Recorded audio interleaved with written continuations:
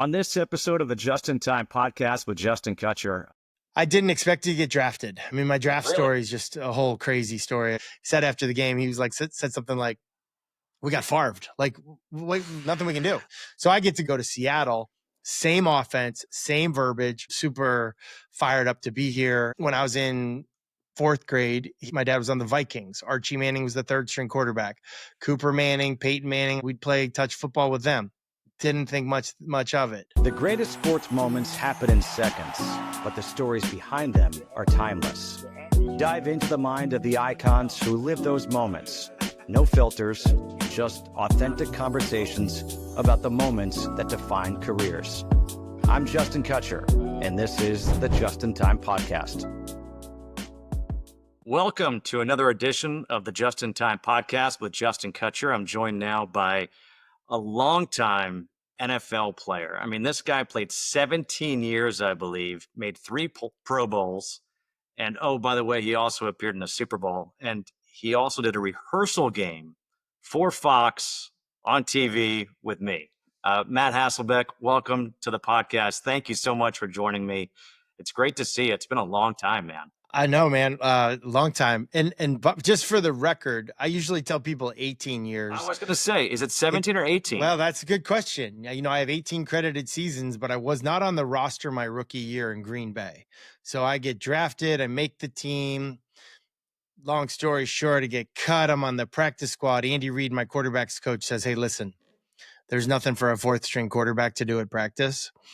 So how do you feel about playing scout team tight end every day in practice, but you get to come to quarterback meetings? And what do you say? I was like, yeah, whatever the question is, the answer is yes. And so that really was probably my most difficult year. I was blocking like Reggie White and Santana Dotson and running routes on like Leroy Butler as a rookie, as a very underdeveloped NFL player. But I was a tight end when I was 12 years old because I wanted to be like my dad. So I had a good 3-point stance and I didn't ruin practice. That was what Reggie White said to me the first day. He goes, hey, brother, just don't ruin practice. Stay off the ground. So, but what year was that we called a game? The years kind of run together. So, man, it was one of your last years playing. Or what game was it? It was a game in Denver. I know that. Okay, it was Denver versus Washington. It was Robert Griffin the third. He didn't have a good day. He had a bad day. It might have been the last day he started. And I remember as an active player feeling really, really guilty, sort of criticizing his play because it was just, I mean, it was atrocious, you know, and we've all had games that are really bad and don't go our way. And, you know, we've all lost our confidence at some point, and it certainly felt like that was the case for him. And I remember feeling like really kind of like dirty inside from being like critical. And, you know, I think our producer that day said something to me like, criticize the play, not the player. And it was freeing to me because, you know, like there's a standard, like if a guy's open, this is the NFL, you need to hit him. Like that's just your job. Just do your job. And so it was nothing personal. I mean, he's a, you know, super nice guy and all that kind of stuff. But I remember feeling for the very first time, like, wow, it's a little bit harder to do the media thing than players really realize because despite what you might think as a player, like they're not trying to talk bad about you. They're just, you know, they're just being honest, you know, calling it how it is. Well, here's the thing. I'll say this really quickly. We had no idea which way Fox was going. We were taking their feed live. And what I thought stood out to me was that what you were talking about mirrored almost what Troy Aikman was talking about, because all the replays kind of fell in line as if our producer was producing the game. So you and Troy were on the same page. Well, he was a guy that I always, you know, loved listening to him. And those were my games. I was a kind of an NFC guy, you know, like as a fan. My dad finished with the Giants. You know, in Seattle, I was in, you know, obviously in the NFC. In the Green Bay, I was in the NFC. And so like, you know, that was typically one of the guys that I listened to. But I think one of the lessons that I probably learned too late is that I was trying to sometimes sound like Troy or sound like the guys that I was listening to. And just instead of just being me instead of just being me. And I think that's a good lesson, in anything, whether you're calling a game or whatever you're doing in life. Just be you. It's like the way better way to go, no matter what you're doing. You mentioned before, I didn't realize this, that Andy Reid, your rookie year, is the quarterback's coach who tells you, hey, why don't you play, tight end and scout team? And now look what Andy Reid has done.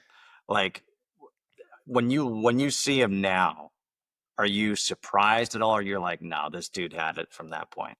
Well, I think everyone there knew that he would be really successful, but to have the kind of success that he's had is remarkable. That was a time when Ron Wolf was the larger than life GM. He was like, his book was the Packer Way was like mandatory reading for any football fan, anybody that wanted to get into scouting, anything. Mike Holmgren was larger than life. They got a street named after him there. He came as a Bill Walsh disciple. He was the, position coach for guys like Joe Montana and Steve Young. And, he was just larger than life, and, did a great job. 2 consecutive Super Bowls, three NFL MVPs with Brett Favre. And really, Andy Reid was just like the tight ends coach who had gotten promoted up to quarterbacks coach, because all the other coaches like Gruden and Mariucci and all these other guys had left to become head coaches elsewhere. And the list goes on and on. Like the tree is really remarkable. And so Andy was certainly a very qualified coach. But when he left to be the head coach of the Philadelphia Eagles, and Mike Holmgren left to be the head coach and general manager of the Seattle Seahawks, I'm not sure there were a bunch of people lining up to go with Andy to Philly. In fact, I can't think of one coach that went with him. In fact, the only player that I can think of off the top of my head that went with him was Doug Pederson as a free agent, went to Philly to be the starting quarterback and kind of the punching bag for a season, while Donovan McNabb sat on the bench and learned from watching, a very high first round pick. So yeah, to see the success is really cool, because that there were a lot of doubters, along the way. It's so wild to me to hear. I mean, that coaching tree that you just mentioned, that's a who's who of coaching. And to think that all came from one place, that's fascinating to me. But I want to know, what was it like for you? By the way, I forgot to mention this. I went to BU. You went to Boston College, and yet we're still doing this podcast together. So this is, well, we're only enemies, I think, during hockey season. Correct. Like there's no Division I, like FBS football program in Boston, and so I kind of think, like, when BC plays, it's kind of like for all of Boston. Northeastern doesn't have a football team anymore.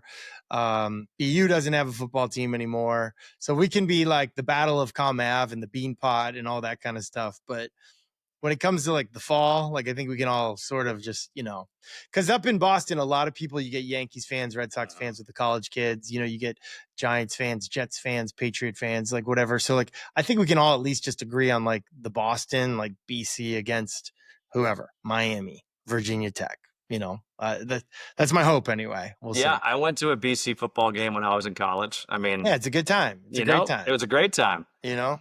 Or the mods, where you go to well, you didn't go there because you were playing, but I think all the students like pre-gamed. I think it was called the mods. I don't know what it costs now, but when I was at BC, it was an 85-cent T ride, on the B line, just from BU, yes. Kenmore Square, just down to, BC, 85 cents. And then you go over to a BC football game on a Saturday, and it's a good time. Tailgating. Once you get in the stadium, the beer is cheap. They sell alcohol in the beer in the stadium now, beer and wine. It's kind of fun. I remember a BU BC hockey game, my first ever one. The BU was terrible that year. BC was great, and BU was winning at Walter Brown Arena. And all the BU fans started chanting to the BC fans, "Drown your sorrows." And that was, I thought, a really good, fun chant that we had going on there. Well, it's I don't know. It's a fun rivalry, and we're nearby, but we kind of share restaurants, share bars with like the other students, and you got Harvard and MIT, and I think there's like 109 colleges and universities in like a certain mile radius of Boston. So it's certainly a unique town. It is unique. What was it like for you though, going from Boston College, BC, living in Boston, getting drafted 6th round, going to Green Bay, one of the pillars of the NFL? Yeah, it was incredible. I mean, I didn't expect to get drafted. I mean, my draft Really? story is just a whole crazy story. I should probably write a book about that. I Wait, mean, it was you nuts. I mean, I was in really? grad school at the time. I was a 5th-year senior. I was halfway through the MBA program at BC. Had no intention, no like really no really not a lot of hope to even get drafted. Wasn't invited to the combine, had a pro day, one team showed up, didn't even really get to work out because it snowed. And so I get to Green Bay, and I remember talking to one of my professors at Boston College. I'm like, what do you think I should do? I got like, I'm in grad school, whatever. He's like, dude, beat it, man. It's the NFL. College will be there forever. And if it goes well, you won't even have to come back here. And I remember being like, oh, well, you don't understand. Like, you just must not know football. Like, I'm not that good. And but I said, like in my head, I was kind of like, well, this is really cool though. I'll go to Green Bay. I'll get to go to mini camp. They'll give me like team issued shorts with like my number in them or something. And, maybe I can, they'll let me keep them when they cut me, and I'll get to show my grandkids someday. Like, hey, no, I really was in training camp or in mini camp with the Packers, and I played with, all these Hall of Fame players and coaches. And that was kind of my mindset. Like when I went in there, and, the mindset flipped when I got there. But really when I was going in there, I really just thought like, hey, I'm here just for a little while, and then that's it. And but it was cool. I mean, it was cool beyond cool, and it was like a dream come true, an answer to prayer. It was way better than I could have ever dreamed. So why did it flip? How did it flip when you got to camp? I think in a lot of ways it flipped, and a lot of people. I would credit my position coach Andy Reid for a lot of the success that I ended up having. He was a major part of it. Now, it wasn't just him. Like all throughout my career in the NFL, it's position coaches like Jim Zorn and Mike McCarthy and like a lot of different guys that really helped me. But I remember dropping back in Green Bay, my first mini camp. We call this play Fox 2X Dagger Y Shallow Cross. Okay. And I drop back, 7-step drop, hitch, and I just let the ball go. And I just absolutely sail it over like way too high, like gonna be over the receiver's head. Like I was just so excited. I was so fired up to get a rep. And this guy, Billy Schrader, he's like running across the field on this 18-yard in cut, which we called a dagger. And he just, like, the ball's way high, and he just kind of like, reached his hands up and caught it in stride and kept going. And everyone was like, "Ooh, like what a good throw. What a good throw." And I was like, that was a terrible throw. Like, how did he make it look good? And Billy Schrader was like a second or third string wide receiver from like a division, I think maybe 3 school in Wisconsin somewhere, ran track, maybe played a year of football or two. I don't even really remember, but he was like 6'3", 6'4", ran a 4.4. And I just remember like my job as quarterback is so much easier on this team because these dudes are all talented. And the coaching is like the standard is high here. I mean, if it says you're running this route at 18, it's 18. It's not like 17, it's 18. And it just, I don't know, the spacing was right. Like everything was happening faster. And for me, I get a little sped up as a quarterback, and it was perfect for me. Like it was so fun. It was so fun. And I learned a lot from all the guys on the team, but playing with great players as a quarterback is a pretty cool way to make yourself look better as a quarterback. What about having to sit behind Brett Favre and Well, learn from him? Yeah, you said having to. It was getting to. I mean, I made $62,500 that year. I ended up being on the practice squad, and I'm sitting there like, this is ridiculous. Like, they're paying me to do this. I should be paying them to get to be in this room. Like, this was the Harvard Business School for a young quarterback. And I wasn't allowed to talk in the meetings. And so like Mike Holmgren was there sometimes. Andy Reid was there all the time. Brett Favre was like the larger than life NFL's best player. quarterback that was getting coached. The rest of us like got to be in the room while he was getting coached. And I remember I would like write down all the questions that I would want to ask if I was allowed to talk in the meeting. And on the walk from the meeting room to the locker room, I would ask Doug Pederson, the backup quarterback, I would ask him all the questions that I would want to know the answer to. And so I kind of think helped him get his start in coaching, in a roundabout way. But it was so cool. I mean, it was fun. The team was good. The coaching was elite. And the mindset was excellent in everything.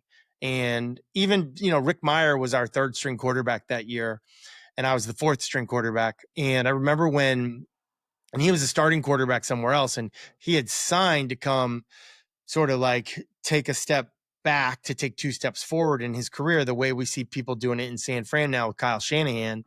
And he had said, hey, I just kind of want to come in and be in this Mike Holmgren system and learn behind, Brett Favre, and just, kind of take a year, reset. And then, then I'm available again as a starter. And so like, even I remember it was a big deal when we signed Rick Meyer. And I remember going to Doug Pederson being like, hey, they're signing Rick Meyer to come and join our quarterback room. And Doug said something to me like, just so calm and so matter of fact. He was like, you're not competing against Rick Meyer. You're not competing against me. You're competing against anybody in the world that they can find to do your job better than you. And so the best thing you can do is not worry about competing with anybody but you. Be the best version of you that you can be. And it was just such amazing advice, because it freed me up to be an amazing teammate and cheerleader for those guys, where I wasn't, because I struggled with that in college a little bit. I was like, how do I like compete as hard as I could compete and yet not root against my teammate? Like it's hard. It's not easy to do, especially when the stakes are high. And so like, I just think that mindset was one of the many things that helped me have this posture of like, I am cheering for you, and I'm cheering for you, and I'm cheering for me, but I'm not cheering against anybody here. And it was just really cool to be around that like standard of excellence, the mindset of a true competitor, a true winner. And, that's the kind of stuff that's just lasting. So it sounds like Doug Pederson had a really big impact on you in that quarterback room. But when you become the backup to Brett Favre, I've heard stories about Favre not really taking players under his wing and this and that. Did he take you under his wing, or is he just like, this is my team, you do what you got to do? Like yes and no. I mean, he was incredible to me, and I couldn't ask for really much more than he gave. Ironically, like his go-to guys at the time were Mark Chmura, who went to Boston College, and Frank Winters, the veteran center. And I hit it off great with those guys. Like I love those guys. Chewy was great to me. And so like in a roundabout way, I was just allowed to hang out with the three amigos sometimes, like they were into golf. You typically golf with four people. The quarterbacks, is those three guys, and like, we need a fourth, so like I was just kind of lucky to be around in a sense. But I think that one of the best things that I was able to do and learn from Brett was just watching him and watching his leadership style. In fact, my very first meeting that I ever had in Green Bay was with my position coach, Andy Reid. And he said, hey, listen, I want you to learn from Brett, but not his fundamentals, not his decision-making. Like those aren't very good. He gets away with things that other quarterbacks could never get away with because he's so talented. I want you to watch the things that are known as intangibles, his leadership style, the way he knows the name of every single person in the building, the way he intimidates the opponent without saying a word, the way that he motivates the huddle when things are tough. And it was like those things that I studied. Like I truly studied that stuff. And so like in my playbook that I was studying all the time, it would say, okay, in a 25 under front, you get up there and you say Lenny to 55. And, so I'd like study this verbiage. And then so when Brett would call the play in the huddle, there's 11 guys in the huddle. I'd get in the huddle. I'd be number 12, super annoying, like practice squad quarterback guy, get in the huddle, listen. And I'd hear how he'd call the play. And he'd call the play differently than it sounded in the playbook. And then I'd listen intently to how he talked to Frank Winters, the veteran center. And he wouldn't say, Lenny to 55. He'd say, all right, kid, where we going? And he'd be like, hey, 50, go left, or like whatever the verbiage is that they had. And I just kind of learned that just like in school, there's like school smart and then there's street smart, and they're very different. And you kind of need to know both in a sense, but like where the true sweet spot of playing quarterback or being successful is really being able to speak both languages or at least understand them. And so it was just helpful to be part of that group to kind of be brought along quickly. How did he intimidate the opponents without saying a word? I remember a game, Green Bay hosting Tampa in probably 99 and might've been 98 actually. And Brett's on a rollout, and it wasn't a rollout, but he scrambled to the right and then he stops and he lets the ball go and he gets absolutely, I'm actually not even sure if he let the ball go. He got hit as hard as I've ever seen anyone get hit in their life. I mean, he got hit so hard, like it put a dent in his jersey. Like it was like crazy. I remember being there and be like, oh my gosh, we just saw Brett Favre died on the field. Like this is nuts. And before that player even got up on Tampa's defense, Brett got up and he's like cheering, he's smiling, he's like, good hit, and like in the whole stadium, like Lambeau just erupts. Like, this is our guy. And the very next play, he stays in. Next play, throws a long touchdown to Antonio Freeman. And it was like, what just happened? And he comes to the sideline, he's squirting Gatorade bottles everywhere, like cheering, like, you can't break me. And you could just feel Tampa had this great team, really good defense. And, Tony Dungy, John Lynch, Derek Brooks, Warren Sapp, Warwick Dunn, Allstott, all the guys. And you could just feel it. They just were like, we can't beat these guys. I think Trent Dilfer was the starting quarterback at Tampa, said after the game, he was like, said something like, we got farved. Like, nothing we can do. We played a great game. Like, what are you going to do? And it wasn't like really talking smack. I mean, he was in his own way, but like, it was amazing. His body language was like, the harder you hit me, the more fired up I get, the more like you think I'm down, I'm up. And it was just awesome. It was like, we felt like he was superhuman. He wasn't, he's very human, but like everyone else just thought, nah, man, like this guy's immortal. He can't be beaten, can't be broken. And it was so inspiring. So Mike Holmgren goes to Seattle. You go to Seattle. How did that all work out? Yeah, like eventually, like people think like he just took me, but no, my first year was Mike Holmgren and Andy Reid was the quarterback coach. The second year was Ray Rhodes was the head coach and Mike McCarthy was the quarterback coach. And the third year, Mike Sherman came back as head coach. And then we had kind of a combination of Tom Rossley and Darrell Bevel as the quarterback coaches. And so there was a lot of years and a lot of growth and a lot of change. For me and even for that team. And Mike Holmgren was doing his thing out in Seattle with Brock Heward and John Kitna. And, I was not in touch. I think I ran into him at a funeral actually one time. And other than that, we never communicated. I was not sure he knew my first name. And it's mostly because my rookie year, our first round draft pick, Vonnie Holiday from North Carolina, bull rushes the year before his first round draft pick, Ross Verba from Iowa, bull rushes him into Brett Favre at practice. And Mike Holmgren stops practice. And he's like, all right, everyone come in here, okay? Here's the deal. If anyone comes within 3 yards, like a circle, of our quarterback, number 4, Brett Favre, you are fired and your coach is fired. And he was like, that's how we're going to do things. And he said this, he goes, it's not that I don't have faith in Doug Pederson or Rick Meyer or Hasselbeck. And I'm sitting there like, he doesn't know my first name. He doesn't know my first name. Now, whether he knew my first name or not, I don't know, but I definitely didn't feel like he knew my first name. So when he traded for me after 3 seasons in Green Bay, I was a little surprised. And in fact, I really thought, because my agent was kind of orchestrating the thing as Ron Wolf was leaving the Packers, I really thought I was getting traded to the Miami Dolphins. And so I was extremely excited to go back with Mike Holmgren, but also a little bit surprised. And so were you also excited about the thought of going and living in Miami, playing in Miami versus, the sun, the conditions in Miami versus the rain in Seattle, or was it the opposite? You know what? I would have been happy staying in Green Bay and waiting for Brett Favre to retire. Like I was just going about my business. I was living the dream. I was I couldn't, I mean, I was happy with everything. No, that would have been foolish because at the time, that was 2001 season coming up. Like we all thought Brett Favre was like, going to play a couple of years more or whatever. Like it didn't happen. He played, into his 40s at such a high level and it was super inspiring.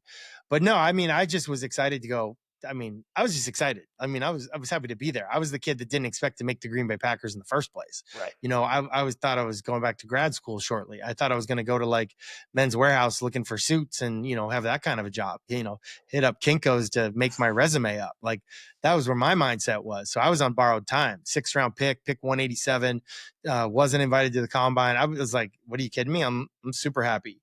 So I get to go to Green Bay. Sorry, I get to leave Green Bay and go to Seattle. Same offense, same verbiage.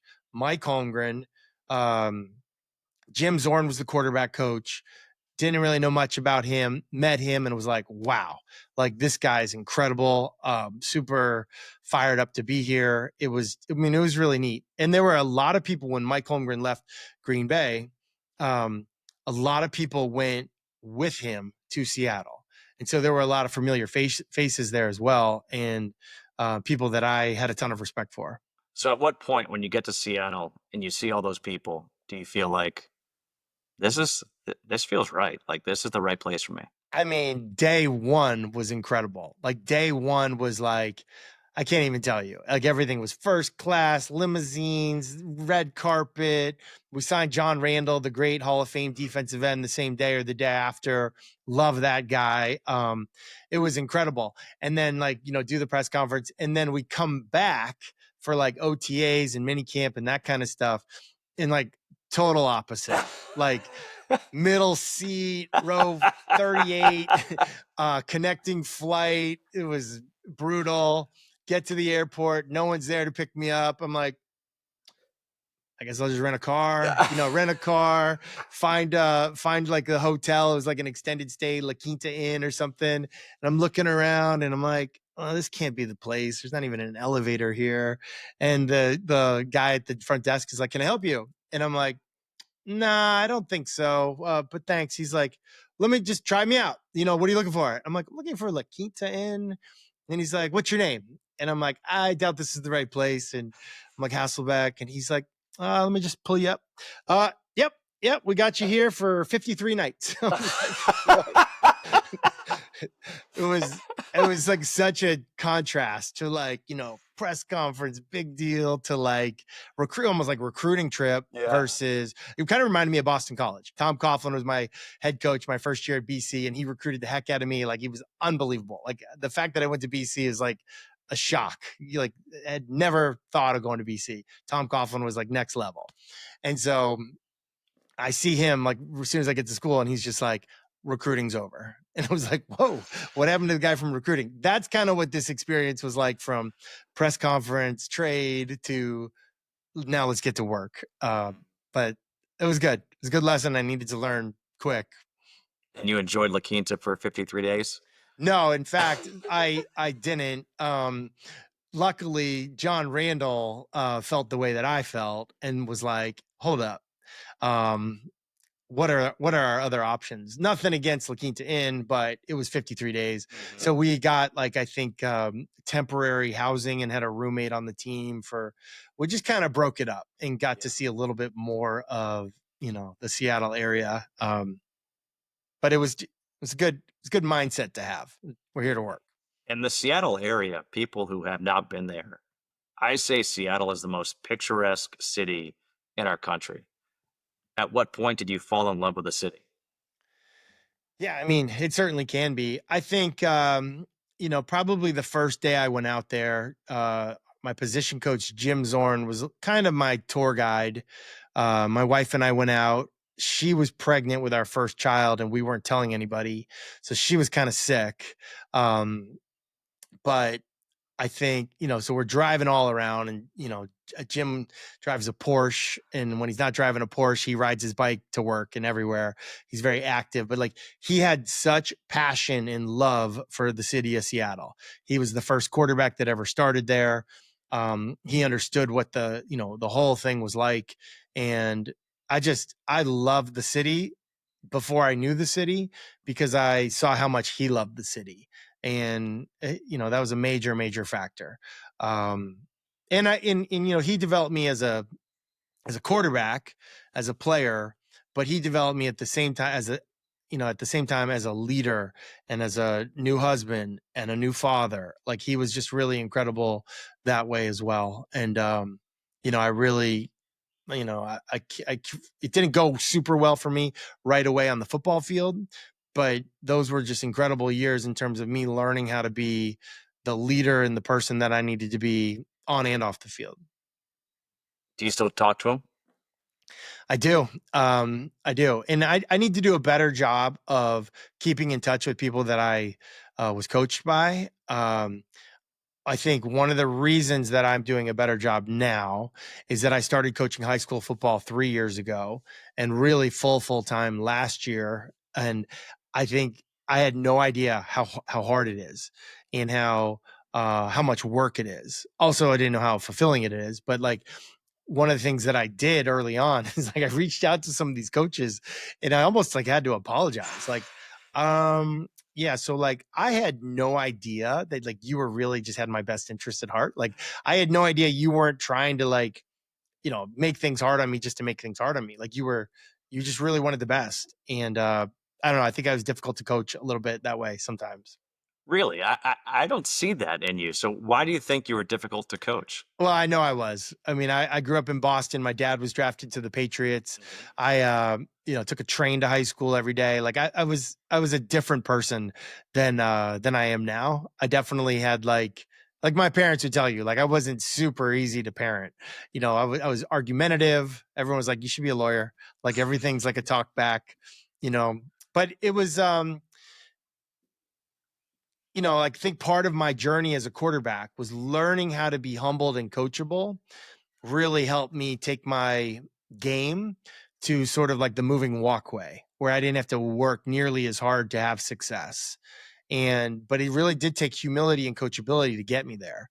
Yeah. And so, Jim Zorn's style was a little bit, I say sometimes, like Mr. Miyagi, kind of like wax on, wax off. Like, what is this for? Like, what is this even for? Like, why am I doing this? Like, I should be doing A, B, and C, but now you got me out here doing this. What's this for? And then I just remember, probably beginning in my second year in Seattle, I remember like watching film and just of me playing, and I'd be like, oh my gosh, like, there's our drill. Like, there's wax on, wax off, like, I was like, oh shoot, it just had like this Danielson, Miyagi, Yes. like, click, like, oh wow, this guy not only knows what he's doing, but it's like next level of what, he's at like a higher level that I'm not even aware of. And, so like that, the teamwork of Jim Zorn, Mike Holmgren, and kind of the people that I was surrounded with there was really pretty perfect for me. There was nobody yelling, "Sweep the leg, Johnny, sweep the leg." Well, there probably were, that was like, we had so much fun. And I think that was one of the lessons that I did learn in Green Bay. I was not a great college quarterback. But I tried so hard. Like, I worked hard at it. It was like 2 + 2 is 4, 3 + 3 is 6. Like, you're in an under front, you're bringing a strong dog, 3 fire zone, ball needs to go to the H. Like, I was like a robot. And I got to Green Bay and I saw Brett Favre play in this Mike Holmgren system, where Mike would say often to us, you're an artist, not a blacksmith. You're an artist, not a mathematician. Paint your canvas. I'm going to call 22Z in. Why go 5 times? You dictate how it's going to go. Are we going to hit the curl, hit the curl, hit the wide? Are we going to hit the wide, hit the wide, hit the curl? It's up to you. You're the artist. You're not a blacksmith. You're not a mathematician. And I saw Brett just do that in such an amazing way. and had fun doing it. Like we never even felt like we were at work. We were there all day. We'd leave our house when it was dark, come home when it was dark. We never once felt like we were at work. And it was different. It was just opposite of how I'd done things. And so I got to Seattle and try to at all times keep that joy and that fun and that infectious kind of attitude while being serious and working hard. But yeah, I think that's an important component that I was absolutely missing for my pretty much my entire college experience. It's wild to think. I mean, sports are so much fun. We all play them for a certain reason. You mentioned your dad. He played in the NFL. You got to kind of see that when most kids don't. What do you take away from his experience in the NFL? Few things, the commitment, the sacrifice, the discipline, off-season workouts were pretty much every day. My dad's receivers coach with the Patriots one year was Raymond Berry. Raymond Berry required all the tight ends and receivers to invest in a jugs machine. It's that like blue and white machine that, shoots footballs, kind of like a pitching machine. Yeah. And my mom would sit up there and she'd have the laundry baskets full of footballs and she would shoot him 500 balls a day. And we would have like an assembly line with me and my brothers and all the kids in the neighborhood. Like we'd catch the balls and put them in the laundry baskets. And my mom would just do it. And we would just do it all day. Pretty much that was our day.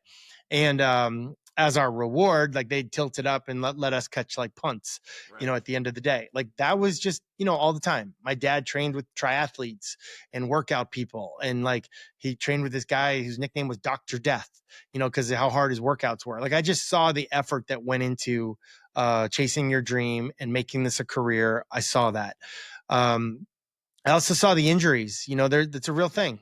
I knew what Monday mornings were like. It was like my dad was in a car accident. I saw the surgeries. I saw, playing through pain.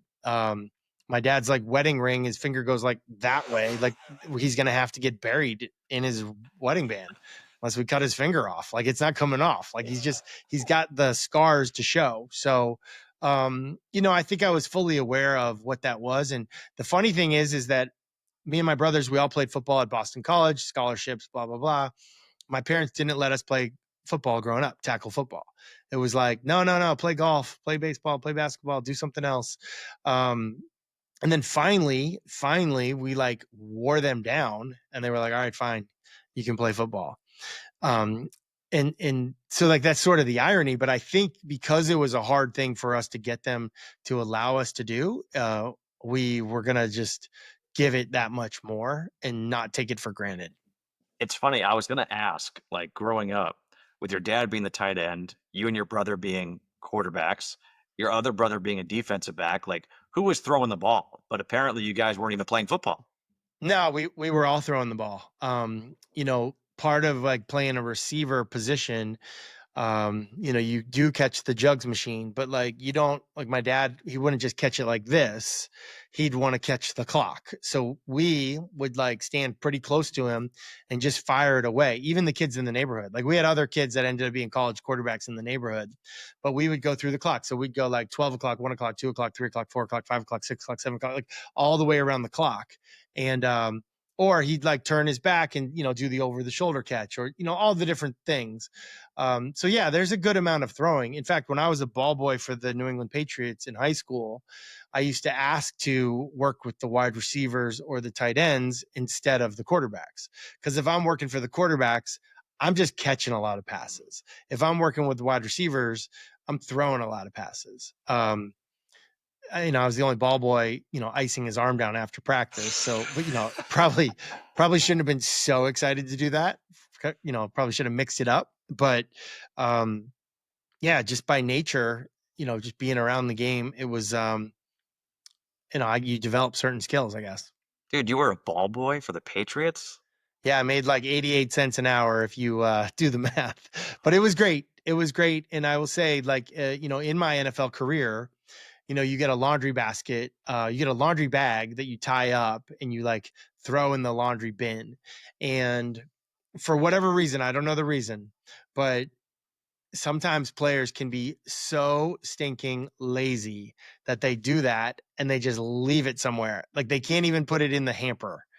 And that just drove me absolutely nuts, probably because of my experience as a ball boy in high school. Like it was my job to go like literally pick up the jock straps, and put it in the laundry. And I remember doing it like every day in training camp, being like, I will never get to the point where I am like so above somebody that I'm not doing that. And it was just, one of the many things that like, a difficult or a hardworking job can teach you like a life lesson that you keep forever. 100%. Like it even got to the point for me in the NFL where I would have a teammate like try to throw their laundry in the bin and miss, and they just walk away. Like I would leave what I was doing and I would pick up their laundry and I would put it in the hamper, just out of whatever. And probably, was a little bit of a punk about it. Like, hey, 54, get your butt over here. Yeah. I know you do that at Auburn. You don't do that here, like, or whatever. Yeah. I'm sure they do it at Auburn, by the way. I just, I just thought of a guy. It sounds to me, I mean, I grew up, a buddy of mine was Brock Upshaw. His father, Willie Upshaw, played first base for the Toronto Blue Jays. And every time that Willie would make it to one of our baseball games, I was like, oh my God, like it's a Major League Baseball player and he's watching me. And I'd be on the on deck circle and he's like, swing looks good, Justin. Swing looks good. I'm like, oh my God, a Major League player thinks my swing looks good. You and your neighborhood friends are throwing to your dad, who's an NFL tight end. Like, did it ever like occur to you like how cool it was that you guys were doing this, or just like, no, it's just dad? No, total opposite. The whole street was Patriot players. Actually, we had no idea. I mean, even at the end of my dad's career, he's on the New York Giants, and it's Lawrence Taylor and Mark Bavaro and all the guys. I had no idea. I had like literally no idea. Didn't even think it was a thing. Um, when I was in, I guess, fourth grade, my dad was on the Vikings. Archie Manning was the third string quarterback. Cooper Manning, Peyton Manning, like we'd play touch football with them. Didn't think much of it. We were at the Raiders, Marcus Allen, Lyle Alzado, all the guys, like whatever, like didn't think anything of it. And I just remember when I was living in Boston, my dad was done with the Giants. He was done with football, and the Giants were coming up to play the Patriots. And Lawrence Taylor had these new gloves. They were made by Newman, and they were like tacky on one side. And Joe Morris had them, and all the guys. Phil McConkey had them, and I just remember being like, "Oh, those are sick, Dad." And the Giants were my favorite team at the time, and I was like, "Oh, Dad, I need a pair of those, Lawrence Taylor, Newman gloves." And he was kind of like, "Yeah, those days are over. Like I'm not in the locker room anymore." And I was like, "Like what? Like wait, what? Like why didn't I take advantage of that while we were playing?" Like I had no idea it was a big deal. Like none. Like just, took it for granted. People would ask me like, "What do you want to do when you grow up?" And I'd be like, "Oh, I don't know. I'll just play in the NFL like my dad." Didn't even occur to me that like my parents weren't even letting me play football, but it just thought it was just like, "Oh, he's a firefighter. I'll be a firefighter." Like Yeah. I don't know. I had no idea. So, By the way, you said, why didn't I take advantage of it when we were playing? Like, not like when your dad was playing. You said no, it's a when we were we. playing. Yeah. It's a we. It's a we. And I say that now, like when people talk about our family, my wife, my kids, our youngest is a freshman quarterback at UCLA. That dude went to 10 schools before he got to college because we were moving around. And, I wasn't like that much of a journeyman. I mean, I was, they were all born in Seattle. I played 10 years in Seattle and then finished my career with 2 teams in Tennessee and then with the Colts. It wasn't like we were like really moving around that much, but that's kind of the life a little bit. And so it's hard on everybody. And, so it's kind of, I sort of laugh because, he's at UCLA and people like, they don't even know what's going on at UCLA. And they're like, "Oh, is he going to transfer?" Because of college football and how crazy it is. And I just have to like chuckle because I'm like, I don't know. This dude went to so many schools before college. He's probably like the one guy that's just like, "No, man, I'm going to make it work here." Like we're good, but, no, it's a family thing, no doubt, especially with your spouse.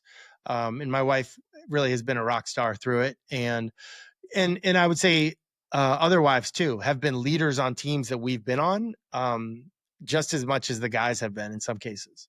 Yeah, it's cool when I hear those stories, and other players have echoed the same thing. They said, like, this wife kind of took me in, helped us feel comfortable in this new city, and that changed everything for us. All of a sudden now, like, we felt like, okay, this is home. I have a foundation, I have a base that I can rely on.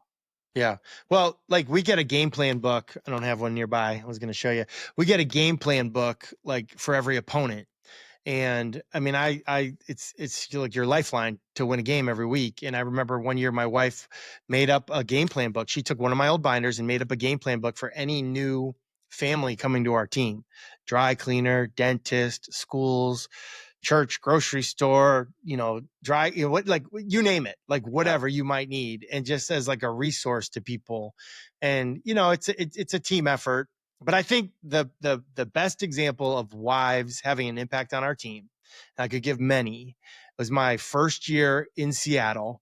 I get traded there to be the starter, and they're probably not sure about me once I get there. And so Trent Dilfer had just won the Super Bowl in Baltimore, but was a free agent. And, he signed with us probably because he looked around. He said, all right, who's literally the worst starting quarterback in the NFL? I can take his job in a month.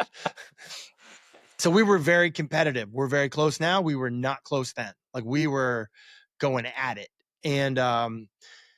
And Brock Heward was in the room, and he was the starter the year before with John Kitna, and he's a hometown kid. He was a Heisman Trophy candidate in college, like, pretty high draft pick. And Jim Zorn was the quarterback's coach. And it was competitive, like a lot of dudes competing for the same thing, trying to be Mike Holmgren's starting quarterback. And it was our wives. It was Joy Zorn, Cass Dilfer, Molly Heward, Sarah Hasselbeck. It was those girls being like, hey, you know what? We're going to be unified. We're going to be unselfish. We're going to be close. And I don't know if people can relate to this, but like, especially with me and Trent and Sarah and Cass, like when your wife is friends with somebody, like whether you like the dude in that relationship or not, you have no choice but to be friends. So like our kids are friends, our wives are friends. And so like in our Friday night off, we're like, I guess we're hanging out, like we were forced to kind of go there. And when your quarterback room can be unified and unselfish and together, like I do think that can permeate throughout your whole team. And you see it in teams all the time, NFL, college, whatever, when there's a fracture in the unity or the selfishness, kind of comes up in the quarterback room, it can fracture the whole team.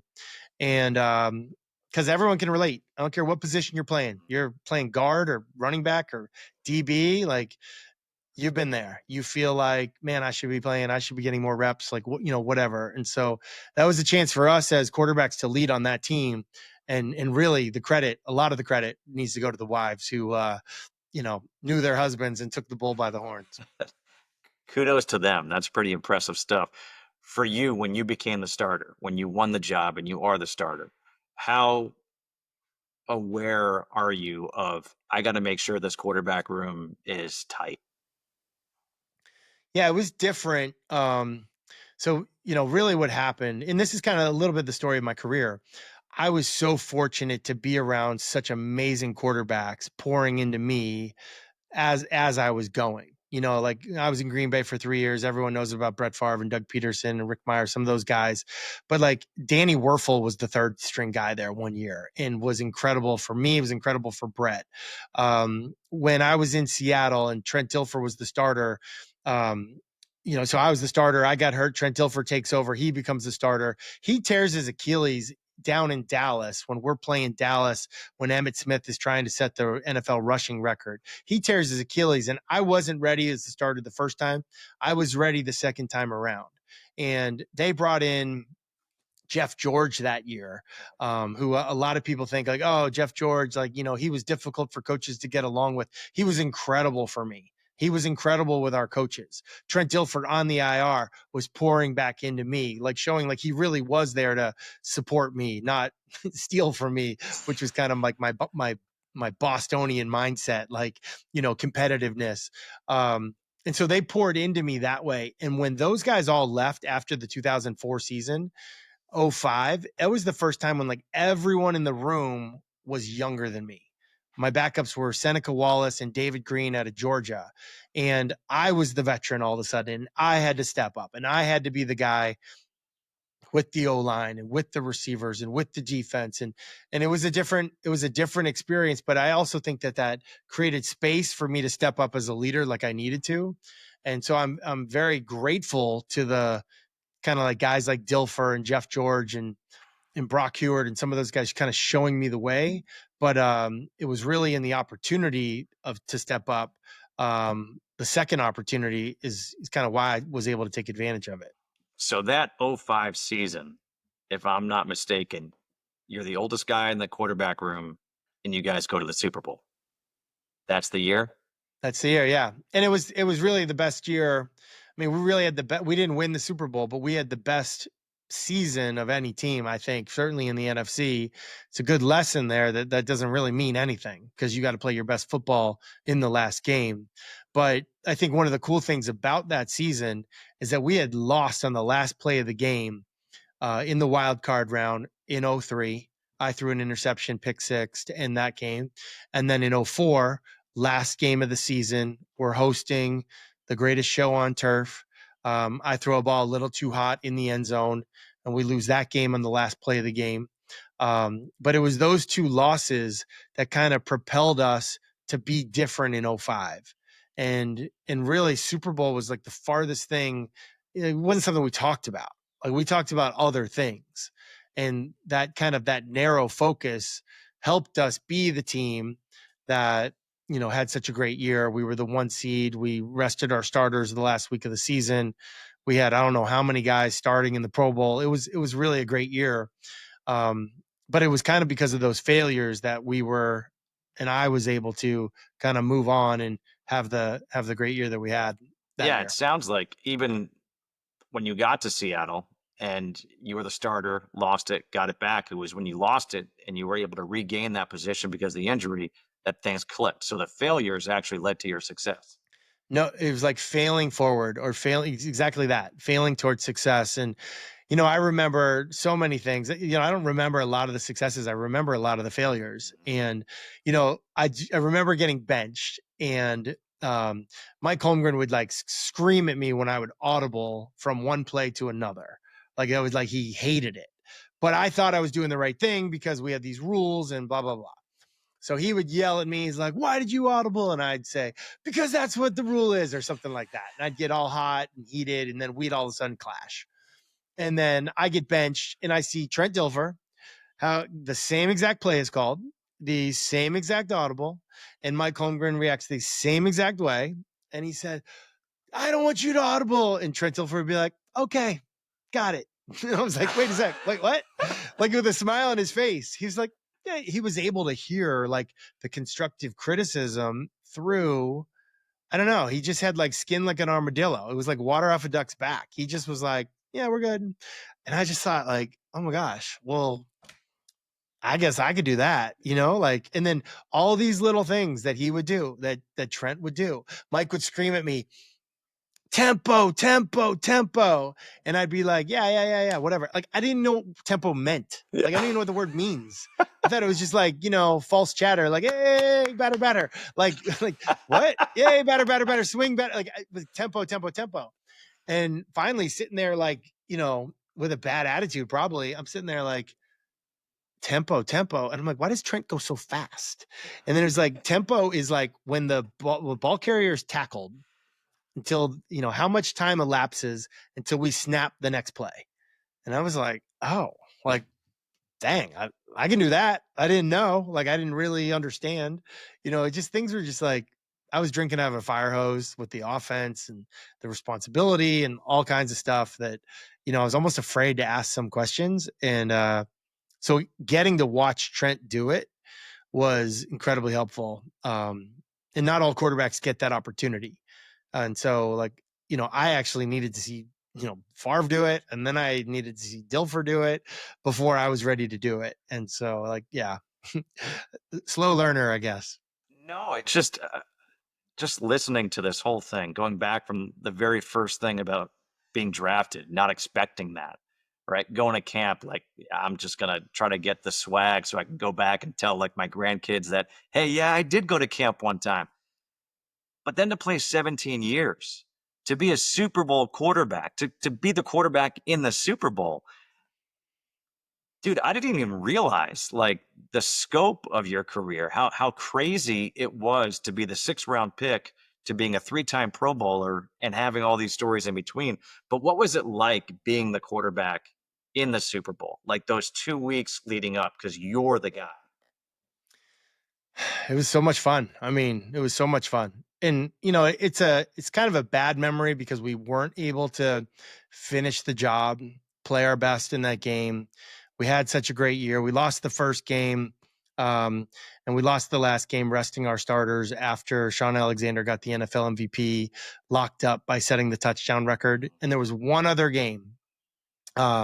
We missed kind of a game-winning field goal. We had a great kicker, missed a game-winning field goal, hit the upright at Washington. I think that was it. Like we were 13-3, and like very easily we feel like could have been like 15-1.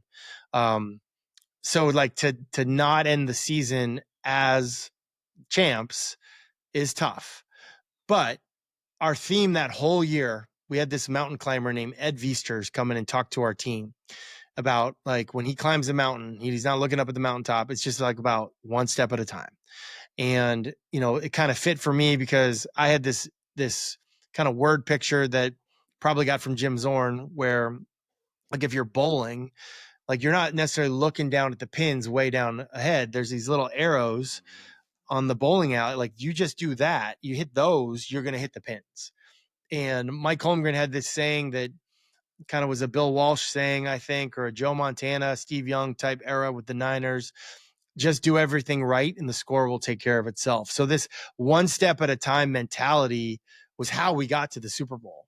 And so did I really take time to like soak it all in and all that? Like, no, I didn't. I just was like one game at a time. And I think really the hardest part was having 2 weeks before the game. It was like Pavlov's dog. It was like I was trained, play a game Sunday, off Monday, Tuesday, prepare Wednesday, Thursday, game again Sunday. Like, here we go. And so one of the hardest things was like the Sunday after the NFC Championship game, like I was ready to roll. We were ready to go. And we had to wait a whole nother week. And I think we got a little antsy. I think we changed a little bit. We tried a little too hard. We wanted it a little too much. And it's one of the lessons that you have to learn the hard way.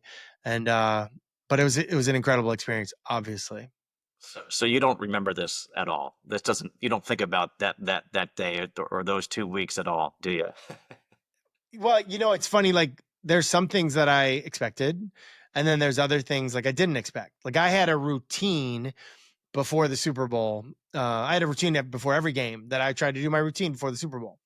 And I go out there and it's like all these quarterbacks that I grew up like watching, or teammates with my dad, or like, it's Phil Simms and Boomer Esiason and Tom Brady's out there. He was the honorary captain. And like, I'm seeing all these people and like, I kind of wanted to like say what's up, and like they wanted to say what's up, and like talking to some of them, and talked to Ben Roethlisberger before the game. He was the other quarterback, and Yep. Like I just got out of my routine. It was like I'm like I can't even be out here. Like I had to go. The Super Bowl is in Detroit, and I had to go back in the locker room and try to do like a version of my warm up in there because I was getting nothing accomplished. And then like halftime was the Rolling Stones, and I knew the Super Bowl halftime was going to be longer than normal, but the Rolling Stones I think went long, and it was even longer than we expected. So some of these things were like I was prepared but not prepared in a way, but still a great experience, and a lot of good came from it. I would say a lot of good life lessons came from it for me, as a person, as a dad, as a husband, all of it. So I think I'm grateful, even though it was another failure. I think I'm grateful for that as well. All right, be honest with me. As a player, and you find out that the Rolling Stones are going to be the halftime show, are you like, any chance I can sneak out and see a few songs? So we had one player, his name is Craig Terrell, number 93 from Purdue, D lineman, who just loved music. He was in a band. I think he was in Paul Allen's band actually while he was playing. Okay. Sometimes he was inactive that season, and we were like, does Mr. Allen have a show coming up? Yeah. And he doesn't want you to hurt your fingers or something? He might have been on the IR, and I think he might have actually done for one of the playoff games a rendition of the national anthem on his guitar. Like he was all in. So he was fanboying the Rolling Stones, like big time.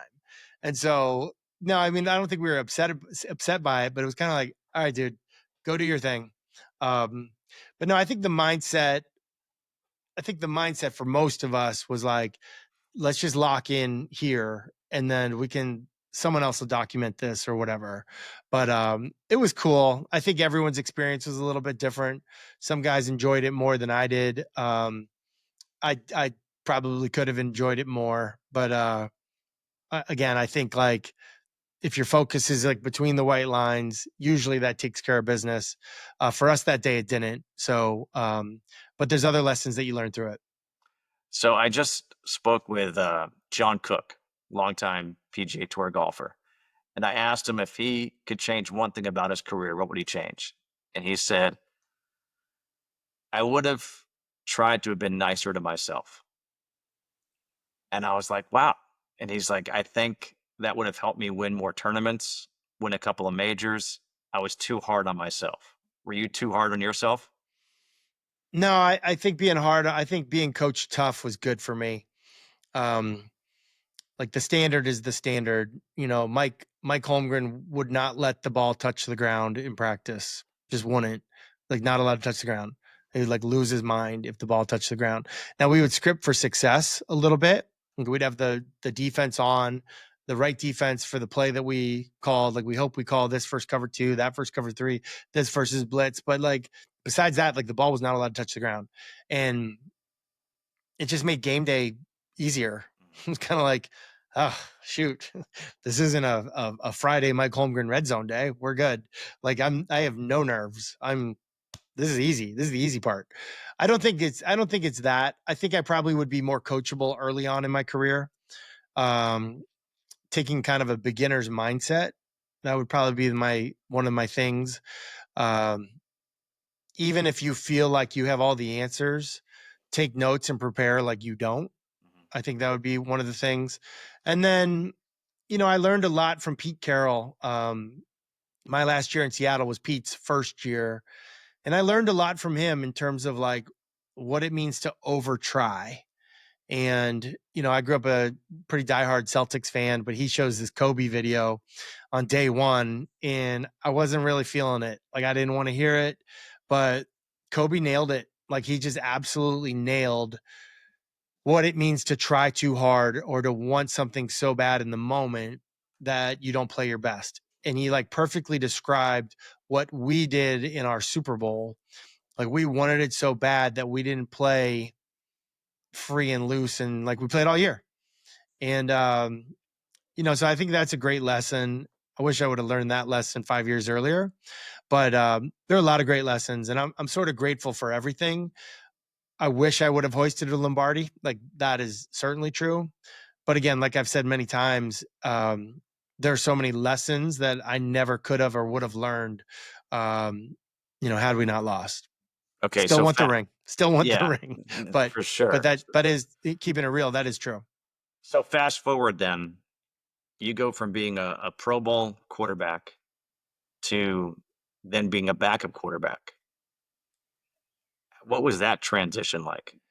You know what? I think because I was a backup for the first 3 years of my career, backing up Brett Favre and seeing how those older guys poured into me.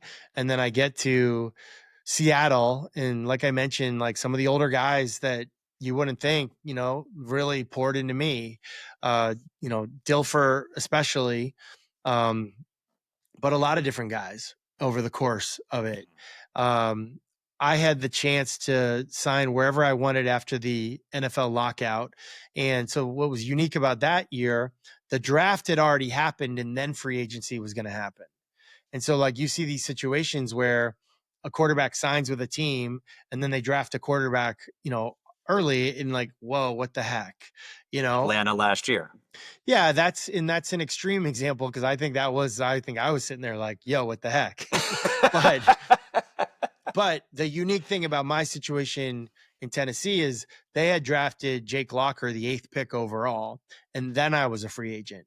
And I chose to go there even knowing that because of what their plan was and how they were going to do it. And I would just say, like, I was 35 years old, I think, at the time. I was looking to kind of finish my career there, and it was going to be it. I had so much fun with a young quarterback room. We had Jake Locker, Rusty Smith, 2 guys I never knew them. They didn't know me. And we had the best time. It was literally one of the best 2 years of my career. Kind of pouring into them helping me. It was just really awesome. And so I had a chance to do another contract, and it ended up being my last 3 years in the NFL. And I think at that point, I just was so trying to get back to a Super Bowl, and I wanted to be in a great organization that knew how to win. They had a standard of excellence, and they were just seamless. Like, they were just like, everyone was rowing together. This was not an organization trying to figure it out. This was an organization that had figured it out. In Indianapolis, they had a young quarterback in Andrew Luck, and they saw value in bringing me in to invest in him. And also, like, they were trying to hoist the Lombardi, like that. They were dead set on it.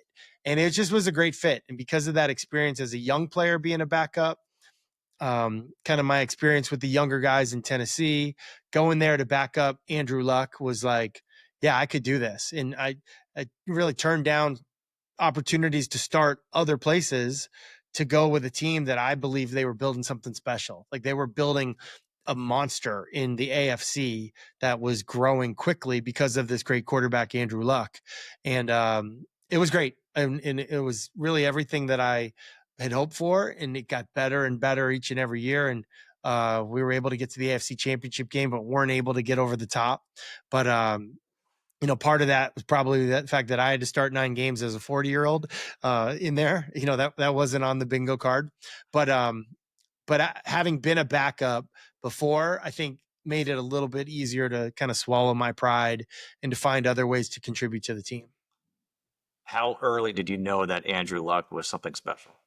When I was the starting quarterback in Tennessee, we had a Wednesday morning scouting meeting every week. And our head coach, Mike Munchak, Hall of Fame offensive lineman, doesn't throw out compliments often. And it was usually the same thing when he talked to our defense. He'd say, all right, we're playing this quarterback, whatever, you got to hit him. Quarterbacks don't like to get hit. You hit this guy, he'll tap out, he'll get squeamish in the pocket, blah, blah, blah. We're getting ready to play a rookie quarterback in Indianapolis, or they're coming to us. They have an interim head coach. Their coach is Chuck Pagano. He's fighting cancer. Like, everything in that organization should have been like crumbling. And like, he was like, this team is dangerous. They got something special. They're rallying around their coach. Their young quarterback, the harder you hit him, the more you hit him, the better he gets, the better he plays. And I remember just sitting in there. He was like, the resiliency of this group, the toughness of this group.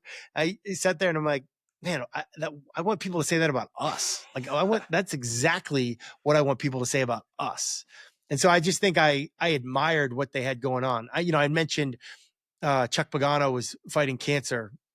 He shaved his head, and they had a cheerleader shave her head in support of the head coach who was fighting cancer. And it was just like, this is an organization that is like all in together, like rowing in the same direction at the same time. Like, this is exactly what you're hoping for.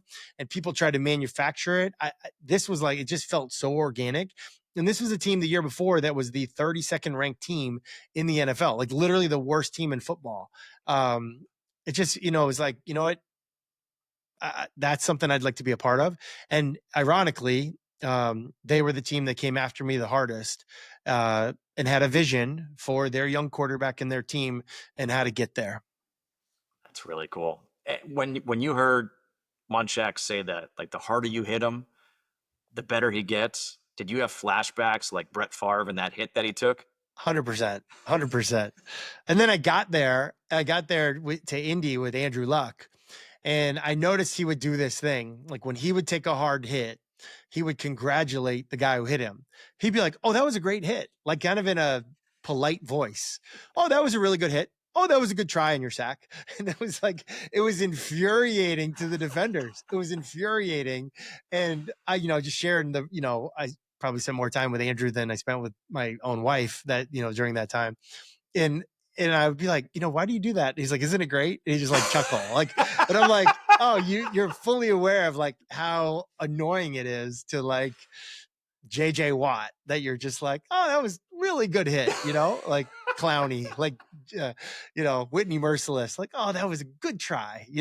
It's pretty neat, but I do believe that those are the body language for a quarterback is unbelievably important. And, it's important for your teammates, no doubt. Like they love to see their quarterback with that kind of body language. And I think it deflates the opponent when they feel like, man, this guy can't get rattled. Like we just can't rattle him. He's having fun. Like we're doing everything right and he's still having fun. So, no, it was cool to see. Very cool. How smart is he, not just on the football field, but off of it? Yeah, I think we might have had 7 Stanford guys in Indy at one time, like when we were there. And I was 40 years old and my kids were in school and they were on Snapchat and I had my teammates teaching me how to use Snapchat and they're helping me with 5th grade and 6th grade math homework, 8th grade math homework. And we were in like a Snapchat group chat and like I think the thing that I would say about Andrew and a lot of those guys, Anthony Costanzo, left tackle, one of the smartest guys on the team, they just love to learn. Like it wasn't like they just love learning. And I think that was one of the ways that the Indianapolis Colts like put their team together. They were looking for guys who were like, not only like, I think a lot of people do this when they're putting together a coaching staff, they're looking for great teachers. And then I think when people draft, at least I know the Colts, it felt like they did this. They were looking for people who were great students. And it was like passed down. Like Reggie Wayne was a great student of the game. I'm sure he learned that from someone. I don't know. Was it Marvin Harrison? Was it Brandon Stokely? Was it a coach? T.Y. Hilton became a great student of the game. I'm sure he learned that from Reggie Wayne. Like it's kind of an infectious thing when you get people who love to learn and love to do it together. And I saw it, recognized it, and said to myself, how can I use this to my advantage with my kids' homework? And that's exactly what I did, And so challenge, guys, You're like, make it okay, a school so wait, competition. You guys all got 1550 in your SATs. I'm having some trouble here with the 6th grade math right now. Can you help me with this? Hey, that was like, they tried to throw this garbage thing called Common Core out there for a little while. Oh, that was terrible. Terrible. Like, thank goodness we had this tight end, Kobe Fleener, also from Stanford. And he was like, hey, Common Core, it's not where it's at, but here's how you whatever. I'm like, okay, thank you. Appreciate you. I can just see this coming like full circle, right? Where all of a sudden, all 3 of your kids need help with homework. And you're like, hey, Andrew, Kobe, you guys just got to come over and do this. Well, that was the beauty of Snapchat. Like no one had to do anything and I made it a challenge and I would give it out an award. The award was like a shout out. But when those guys would come over to my house, like I remember the first time that Andrew Luck came to my house, he lived downtown. I lived kind of in the suburbs. He was like hanging out with my kids in the family room and not with me and my wife in the kitchen. And I remember like yelling to him like, hey, Andrew, come in here and hang out with the adults. And he's really a funny guy, like very, very witty. And he was like, I'm more comfortable over here. I'm closer in age to your kids than I am to you. And I was like, yeah, right. Then I'm sitting there doing the math and I'm like, whoa, I am so old. Like he is closer in age to my kids than he is to me. Man, that's hurtful, but true. Was that when you knew like maybe it's time for me to hang him up? No, I think when I knew that this would be probably a good time to be done. I'm starting a game at Houston on Thursday night. I had gotten poisoned by a very popular food brand that I won't name, I won't shame, because I am a fan of their I think I already know who it is. Yeah, so you can look it up. But I basically got like a bacterial infection. It was brutal, and so I don't know if that played into this at all or what, but I'm on the sideline, TV timeout, and I run out to the huddle. It's a big moment of the game. Stress levels should be very high. and our tight end, one of our tight ends, Jack Doyle, whose locker was next to mine, who I felt like I had kind of like, one of my roles was to like pour into these guys that were once on our practice squad and now they're Pro Bowl players. I come running out there, and Jack Doyle, quiet guy, super nice guy. He's like hysterically laughing. And I'm like, kind of like looking around. I'm like, Jack, what's so funny? And like, I don't know if you know this, but like in an NFL huddle, when the quarterback steps in the huddle, no one talks. Like everyone stops talking so the quarterback can call the play or whatever. It's just how it works. And Jack never talked anyway.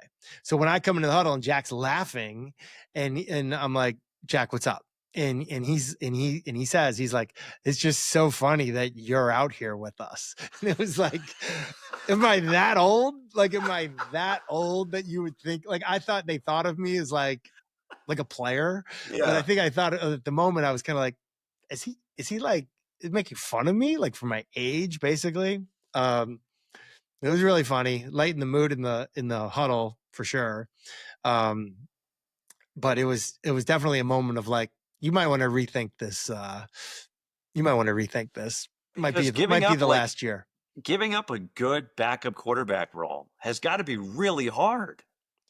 You know what? I got beat to shreds that year. Andrew Luck, he got beat to shreds too. I think he lacerated like a kidney or something really serious like that. I had like maybe broke some ribs, got my lost some hearing in my ear because I got hit in the jaw so hard. I've had like a bunch of injuries that year, so I was fighting it. And we didn't really. Indy was a team that carried 2 active quarterbacks and then a guy in the practice squad, and we had kind of lost some guys. It was a little bit of a revolving door there, and so I didn't feel like I couldn't like come out. Like I felt like I had to play. And so I got beat up pretty good, and it was probably the right time. And my kids were entering high school, so it was probably the right time. And then I got an offer to work at ESPN with Chris Berman, which was like a dream come true. I grew up sort of like watching Chris Berman, Tom Jackson, all those guys, and like the opportunity to work at ESPN with my brother and on a show that like I grew up watching was like, yeah, okay, let's do that. Hadn't planned on it, but it was great. Loved it. How often during your career would you and your brother talk? Like, when he became an analyst, would he say, hey, like Matt, like I'm seeing this? Even when he wasn't an analyst, my rhythm, I'd get on the bus after the game. I'd call my wife or text, I forget. And hey, I'm healthy. Like here, I'm healthy, or I got an MRI tomorrow. Like whatever that call was, she would give me her 2 cents football stuff. I'd answer probably 2 questions that she might have. And then I'd call my brother. Like if he wasn't available, I'd call my dad and then wait to hear back from my brother. But like really both my brothers, and I'd get their perspective, and just getting their perspective, because they know me, they know my game, they know football. It was really, really helpful. And I think I did a really good job in my NFL career of caring about the opinion of my position coach more than like I played with a lot of guys who cared so much what the newspaper said, what talk radio said, what they said on TV, what the announcers during the game said. And like I think I did a really good job of like, I don't like if it's good, like really good or really bad. Like I do not care. I am like worrying about the each play and the score will take care of itself. And like leaning into the position coach was my way to do that. But a little supplement to that until I got to that position coach post game was certainly family. Yeah. And I had to fight it a little bit. Like I was the first ever NFL player on Twitter. And I can remember getting on the bus and having the urge to like, open up my Twitter feed and like your mentions. And I remember like, and this helped me, I think, early on is like, I'd see somebody like, I'm just making up a name. Let's say it's, Justin 123. Okay. It'd be like, you suck. You're the worst. Go home. Like, I hate you, whatever. Or I'm telling you this story wrong. Yeah. It would be like, I'd scroll down and be like, you're the man, you're the best, way to go, love you, you're my guy. Then scroll down, like, finally getting together, loser. And then scroll down a little more, like, you stink, you're the worst, blah, blah, blah. Same guy. same guy. Like, so I think it was healthy for me to kind of see that early and not get too, not able to be blown by the wind with, not getting my worth from that kind of stuff. And I'm not getting too much, my confidence from it either. What's the best advice that your brother gave you, that Tim gave you after a game? Wow. I mean, so much. I one thing sticks out for sure. I go to Tennessee, and the offensive coordinator was this guy, Chris Palmer, who had just been in New York with my brother in New York. So my brother backed up Eli Manning for a good portion of his career. And it was Kevin Gilbride and Chris Palmer and those guys, they were there. And Tim was a great, because it was like the NFL lockout. I had like no time, literally had like 48 hours to try to like get a house, get a school for my kids, get a playbook memorized, go. We're practicing. And I remember going through the playbook, and I was kind of like, I was a veteran quarterback. So I had a little bit of say in the offense in terms of like, I like this, I don't like that. Like they worked with me a little bit.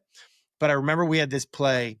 It was like the receivers would like crisscross and either go deep or break it off and hook or break in or break out. Like they could do whatever they wanted to do. And I remember being like, I felt like I stepped into the cockpit of a 747. They were like, fly. Yeah. I was like, yeah, like forget that play. And I remember being on the phone with Tim, and he was like, I was like, yeah, they got this play. It's called like Reed special switch, something or other. And he was just like, I'm like, I'm going to tell him I hate that play. He was like, hey, and he like scolded me, and he was like, you need to own that play. You need to learn that play, master that play. And you need to get everyone in there in Tennessee to master that play. Like that's the play. And I was just like, what? I'm like, it's like run and shoot meets this, meets that. And he was like, that's the play. And, it was really helpful. And by the end of the season, that became one of my favorite plays. And we had everybody involved in that play basically had the best year of their career statistically, myself included, and it was like all these dudes that had really, like we had all, whatever we had done, like we all surpassed it yardage wise, statistics wise, in large part to this play that I was trying to throw out. And my brother was like, and to this day, like, I don't know if I could coach the play, but it's unguardable if you call it and I get to run it. It's pretty fun. That's awesome. Okay. You've talked about your wife, Sarah, during this podcast. You've mentioned your kids. Your wife was a collegiate athlete at Boston College as well, I believe, field hockey, right? Mm-hmm. You have two daughters who are kick-ass women's lacrosse players, and I believe national champions as well. Yeah, 2-time. Okay. And then a son who's a quarterback at UCLA. Who did they get their athleticism from? I mean, listen, it's a combo, obviously, but I will just say this. There is no question who the better athlete was when we were in college. Like I was like the fourth string quarterback for most of my college experience. My senior year, like my fourth year at Boston College, I did not even start the season as the starting quarterback. She was like freshman of the year, Eagle of the year, Big East player of the year, an alternate for the Olympics in Atlanta. I mean, it was like, in fact, I remember when I got inducted into the BC Hall of Fame. We're driving to a recruiting type thing with my kids. The athletic director for Boston College calls. It comes on Bluetooth. It's like, hey, Matt, I got some big news for you. Congratulations. We would like to induct you into the Boston College Hall of Fame. And my wife's like crying. She's like, oh, I'm so happy for you. My oldest daughter, Annabelle, she's like, congrats, Dad. That's awesome. My son, Henry, is kind of like, that's cool. Like whatever. Then my middle daughter, Mallory, sitting there quiet. And she's like, it's not that big of a deal. You got in 16 years after Mom did. You guys are the same age. But it was so right. I was like, so true. I mean, it's absolutely true. So I think I'm probably like the worst athlete in my family. So if that answers your question. But Boston College as a lacrosse program, that daughter, Mallory, she's a senior this year, captain to the BC lacrosse team. Very, very proud of her. That program's crazy. Like, they've been to the last 7 national championships in a row. We're going down to Chapel Hill this weekend. We're number 1, they're number 2. It seems like it's, that or flipped every year.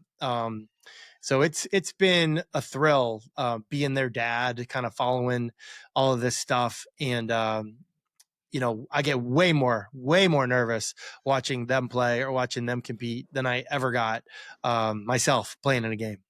That's bringing us to a perfect segue. I like to end each podcast with a segment I call This Just In, and it's rapid fire questions. One of the questions I had was, is it harder prepping for a game or watching your kids play a game? No, not even close. And I mean, it happened when I would watch my brothers play. I'm a basket case. I'm coaching high school football now. I'm getting nervous for these kids. Like, I have so much respect for coaches. That's not even close. All right. Most emotional game you were ever a part of? Carrie Underwood singing the national anthem before the NFC Championship game against Carolina was like, that was a crazy moment. That was maybe one of the best renditions of that song I've ever heard. That stadium was rocking.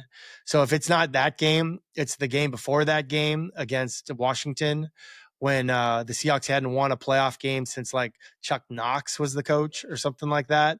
And seeing guys like Steve Largent and Jim Zorn and kind of that era of Seahawk players out there with tears in their eyes, Jacob Green, like wanting it so bad. And I just thought, man, if those guys want it this bad, we got to give it to them. And, so like one of those 2 games, but they happen within like 7 days of each other, I think, or pretty close to it, actually, maybe 14 days. So one of those 2 games has to be it. All right. How about the game that you replay the most in your mind? Like, to this day, when you think about something, it's that game. My senior year in high school, ironically, we lost the Super Bowl to Brockton High School. We're winning 17-0 at halftime. We lose 18-17. They have a freshman kick a field goal to win it. And, it's just funny. And I bring that up because I've lost a Super Bowl. I've lost playoff games. I've thrown pick sixes. I've done all this stuff, right? And I've thrown all this good stuff too. But there's something unique and special about high school football. And I don't know that like the kids believe you when you tell them, but there's something unique about playing high school football, your favorite game, with kids that you grow up with, kids that you have lunch with, kids that you do homework with, kids that you carpool with, kids that you you sleep over their house. It's different. It's just different. It's not to take anything away from college football or pro football, but you remember, I don't care who you are, you remember that forever. And so like that's a game that I definitely replay. And the game was at Nickerson Field at BU. No way. At BU. And every time I'm on the Mass Pike and I drive there and I got the Charles River over on the one side and I got Nickerson Field over there, I'm just like, luckily I have other memories on that field as well, but no, I'll never forget that one. I love it. Toughest linebacker to play against that you had to prepare for. Like, you see that Mike linebacker across and you're like, oh, this is going to be a pain in the ass. Yeah, a lot of great ones. I'm tempted to say Ray Lewis, but we did pretty well against them. He was a great player, though. Brian Urlacher had us. Like, I always felt like we had a check, he had a check. It was like checkmate. And Urlacher and Briggs with that style of defense, they were so good. And one of the worst plays of my entire NFL career was a no-look pass, interception to Brian Urlacher. And he's a great dude. He comes up to me after the game and he was like, bro, what were you doing on that interception? You threw it right to me. I go, I looked you. Like, I went like this. And he's like, I wasn't looking at you either. I was like, but he was tough. In fact, in Seattle, we never went shotgun ever. We got embarrassed on Monday night with kind of a even front double A gap bluff blitz with Urlacher and Briggs. And we just didn't have an answer for it all night. And because of that, they led us that was when we started going shotgun. Hardest hit you ever took? No doubt. I mean, I'd like to say Bill Romanowski. Sorry, I like to say Michael Strahan because he like separated my clavicle, separated my AC joint and my SC joint. So like, I feel like I should say Michael Strahan because he like ruined my whole season on this one hit, but kind of my fault. I held the ball too long. The hardest I've ever been hit, I think, was by Bill Romanowski. Preseason game. I started the game. Preseason game. I'm with the Packers. Brett Favre doesn't play in the game. I get hit so hard. My helmet flies off. And I might even be combining like two plays. Like I don't even really remember the day, to be honest. But I get hit so hard and I try to pull a Favre and I step up and try to do the thing like he did at Tampa. And I said to this dude, I said to this dude, I'm like, 94, is that as hard as you can hit? Is that as hard as you can hit 94? And he like smiles and he's like, I didn't even hit you, man. 53 hit you. But it was something, it was like some version of that. A little foggy. But I just remember being like, this is before concussion protocol, obviously. Yeah. In my only real memory was like, I mean, like, how does my helmet go flying off? He didn't even hit me in the head. Like, it was like, I think he hit me in the chest. Like, what just happened? That's incredible. I love how 94 is like, dude, it was that guy. Yeah, like, laughing at me. Like, I didn't even hit you. Proudest moment you've had on the football field? Wow. On a football field. That's a great question. I think the only time I remember really getting emotional, I played in that Thursday night game that I mentioned at the end of my career, and I did not think I could play in the game. Like I was literally came from like the hospital, like to the bus, I think, or like it was like I had a pick line in me before the game. Oh. I shouldn't have played the game. And I just remember like having this like actually in like a moment at pregame breakfast with our team chaplain and just feeling like I am so weak and I got nothing. And like, he kind of said a prayer over me that was essentially like, I pray that God's strength would come through in your weakness, leaving no doubt that this didn't come from you, but it really came from him. And there were other things going on that week that I wasn't fully aware of, but I mentioned my kids were in middle school, and my one daughter, Mallory, was on a basketball team, and her coach, his daughter was the point guard. Mallory and this girl were good friends, and the coach lost his wife in a battle to breast cancer that day, and they were diehard Colts fans, and I had no idea, and I just was like looking for all kinds of ways that I could muster up the strength to start this game, knowing that there's no way that I could finish this game. And the Texans were probably a way better team than I, like all this stuff. And anyway, the quicker version of the story is that play the game, I play well, and I play well. We win the game. And for this, 3-4 hour window during the game, I feel fine. Like everything's good. And we throw a deep slant and go to T.Y. Hilton to kind of ice the game. He gives me the ball. We take a knee. Next thing I know, Tracy Wolfson's at the 50-yard line doing this interview with me and asking me about the game. And I look at the ball, and the officials, when they certify a ball, I wanted to bring this ball back to this girl and her dad who love the Colts so much, in honor of their mom who, had passed away from breast cancer. And I'm doing this interview with Tracy Wolfson. And right before the interview starts, I look down at the football, and the referee that certified the game writes the number 2. And that was the number of this little girl, our point guard on the team. And he just wrote the number 2. And I just got so emotional. Like, I just got so emotional. Like, I think for like maybe like, I don't know if I have another experience in my life where I really feel like that was not even me. Like, that was something else working through me, and I can't even explain it. I can't explain it. I'm just grateful that I got to experience it.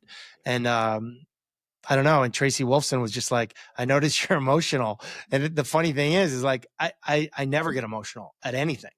And, I just had nothing left. I had absolutely, like, everything just came rushing back.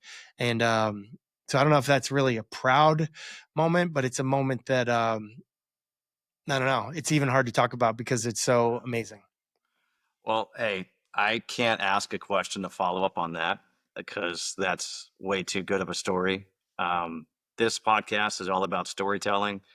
And dude, you're awesome.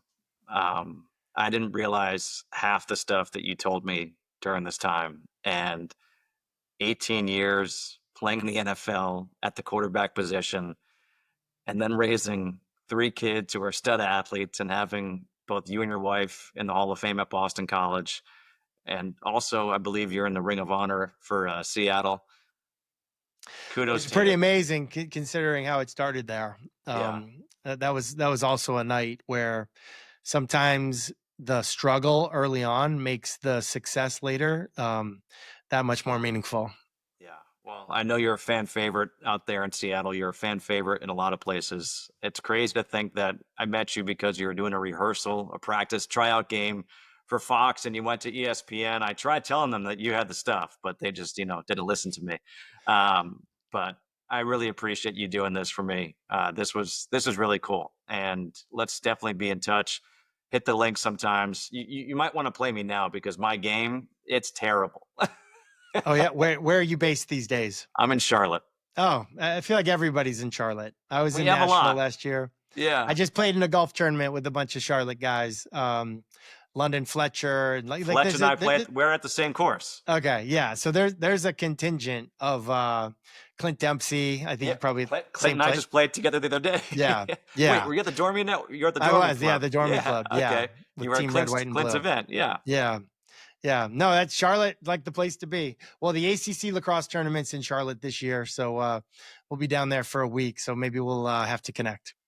Definitely hit me up. Would love to have you out. Me, you, Clint, Fletch, we'll all go out and play. And maybe I'll come out and see a lacrosse game as well. All right. It conflicts with the NFL draft, so we might have to get creative. I can make it happen. Don't worry. Right. We'll be fine. Awesome. Matt Hasselbeck, thank you so much for joining us here. Really appreciate it. And good luck the rest of the way with your high school coaching career. Appreciate it. Thanks, Justin. All right. Thanks, Matt.